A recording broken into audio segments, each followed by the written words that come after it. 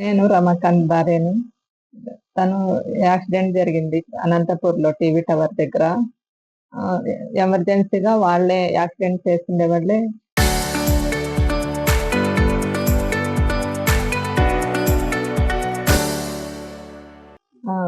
Government హాస్పిటల్‌లో join చేశారు.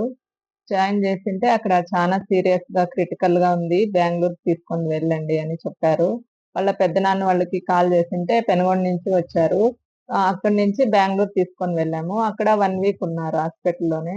అక్కడ గూడా చాలా క్రిటికల్‌గా ఉంది. కాదు, ఇట్లా బ్రెయిన్ డెడ్ అయింది అంటే తన ఆర్గాన్స్ అన్నీ డొనేట్ చేశాము.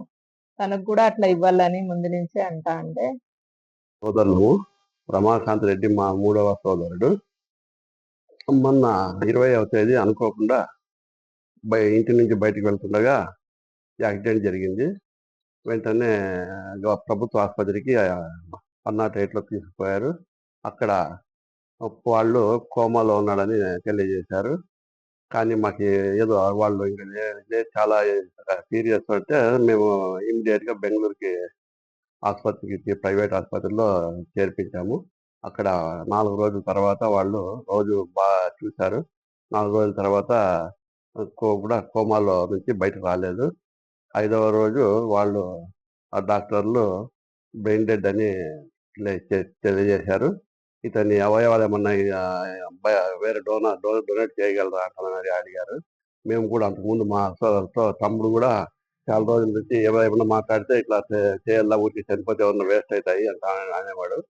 అందువల్ల అతని కోరిక మేరకు మేము ఆలోచన చేసి అందరు కుటుంబ సభ్యులు నిర్ణయించుకొని ఆర్గాన్స్ అన్ని డొనేట్ చేశాము. 6 మంది ఇప్పుడు భూమి మీద మా తమ్ముడు రూపంలోనే బతికి ఉంటారని, వాళ్ళకు ఉపయోగపడుతున్నాయని మేము చాలా సంతోషపడుతున్నాము. కానీ ఎంత చేసినా మా కుటుంబానికి వాళ్ళ తండ్రిని తెచ్చియలేము. తీరని లోటు అది. మా తమ్ముడు ఇక్కడ లేడని బాధపడుతూ కూడా చేస్తున్నాము. అతనికి ఏదైనా ప్రభుత్వ పరంగా అగ్రికల్చర్ డిపార్ట్మెంట్‌లో పనిచేసేవాడు. అతనికి ఏదన్నా ప్రభుత్వం సహాయం చేసి వాళ్ళ కుటుంబానికి ఉద్యోగ భద్రత గాని అవి చేయగలరని మేము చేస్తారని కోరుకుంటున్నాము. నేను రమాకాంత్ రెడ్డి వాళ్ళ కూతురు. నా పేరు భావన. మా నాన్న ముందు వీడియో జర్నలిస్ట్‌గా పనిచేసేవాడు. లాస్ట్ 8 ఇయర్స్ నుంచి సెరికల్చర్ డిపార్ట్మెంట్‌లో గవర్నమెంట్ జాబ్ రావడం వల్ల అప్పటి నుంచి ఆ డిపార్ట్మెంట్‌లోనే ఉన్నాడు. మేమందరం ఇంకా హ్యాపీగా ఉన్నాం. ఆ టైంలో ఇలా సడెన్‌గా అన్‌ఎక్స్‌పెక్టెడ్‌గా ఇలా జరిగిపోయింది. ఇలా జరగక నాన్నకి యాక్సిడెంట్ కాకుండా 5 మినిట్స్ ముందు నాకు కాల్ చేశాడు. నేను హాస్టల్ నుంచి వస్తుంటే. అప్పుడు నాన్న లాస్ట్ మాట్లాడింది నేనే. నాన్నతో గూడా నేనే లాస్ట్ మాట్లాడాను. మరి యాక్సిడెంట్ ఇంటి దగ్గర టీవీ టవర్ దగ్గర జరిగింది. జరిగిన వెంటనే నాన్నకేమి స్పృహ లేదు. అక్కడి నుంచి యాక్సిడెంట్ చేసిన వాళ్ళే అంబులెన్స్‌కి కాల్ చేసి గవర్నమెంట్ హాస్పిటల్‌కి కాల్ చేసి పంపించారు. మరి మేము మా పెదనాన్న వాళ్ళకి కాల్ చేస్తే మా పెదనాన్న వాళ్ళు వచ్చి అక్కడ డాక్టర్‌తో మాట్లాడి మరి అందుకు బెంగుళూరు ప్రైవేట్ హాస్పిటల్‌కి తీసుకెళ్ళాం. అక్కడ 1 వీక్ ట్రీట్మెంట్ చేసి మరి దాని తర్వాత డాక్టర్స్ డిక్లేర్ చేశారు బ్రెయిన్ డెడ్ అని.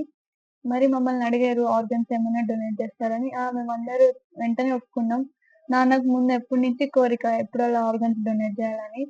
నాన్న నుంచి 6 ఆర్గన్స్ డొనేట్ చేసాం. ఐస్, కిడ్నీస్, లివర్ ఇంకా హార్ట్.